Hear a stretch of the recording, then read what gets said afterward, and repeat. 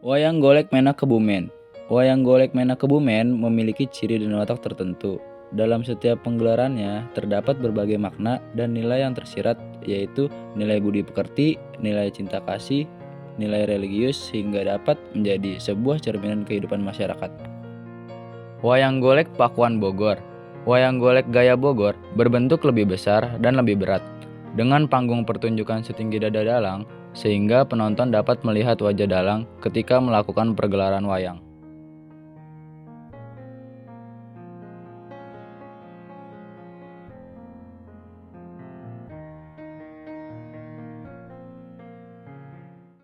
Wayang klitik gaya Yogyakarta. Wayang klitik dibuat dari kayu tipis. Nama klitik diambil dari suara klitik-klitik yang ditimbulkan saat wayang dimainkan. Pada pertunjukan wayang klitik gaya Yogyakarta biasanya menampilkan cerita epik Dharma Wulan.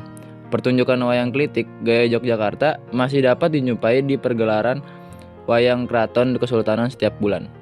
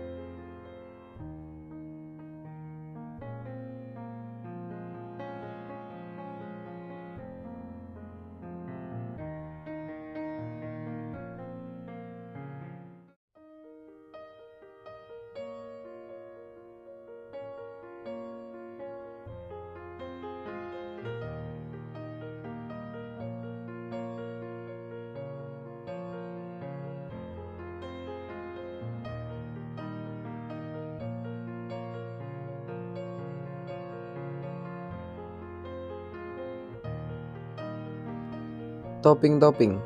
Topeng berbentuk seperti wajah manusia ini dalam bahasa Simalungun disebut toping, yang terbuat dari kayu dan ijuk sebagai rambut. Topeng digunakan pada upacara kematian dan menyambut tamu agung.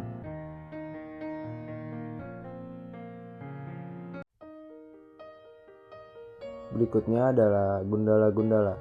Gundala-gundala adalah tarian tradisional yang digunakan oleh suku Batak Karo di dataran tinggi Karo, Sumatera Utara, sebagai sarana untuk meminta hujan atau endilo wariudan agar menghasilkan panen yang subur.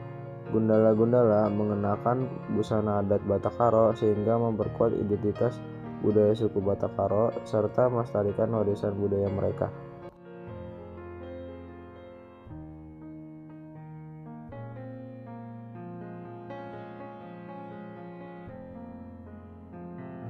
Lalu berikutnya ada wayang golek si manis Jembatan Ancol.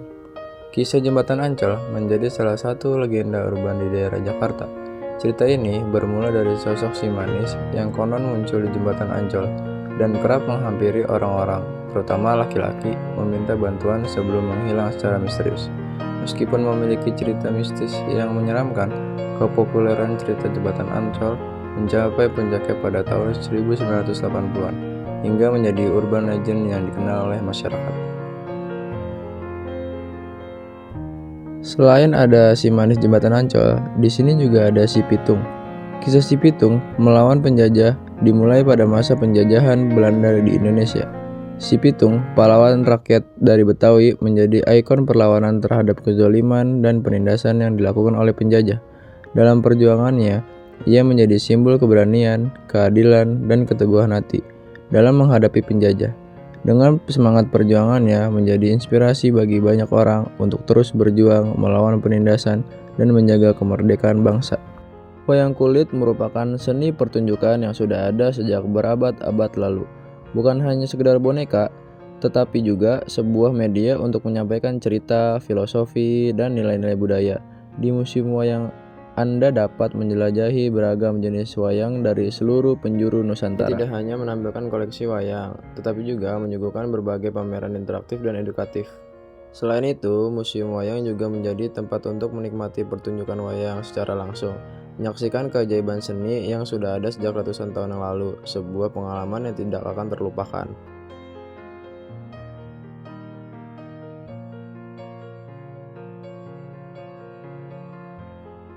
Tidak hanya menampilkan koleksi wayang, tetapi juga ada musik tradisional yaitu gamelan untuk mengiringi pertunjukan kesenian wayang kulit.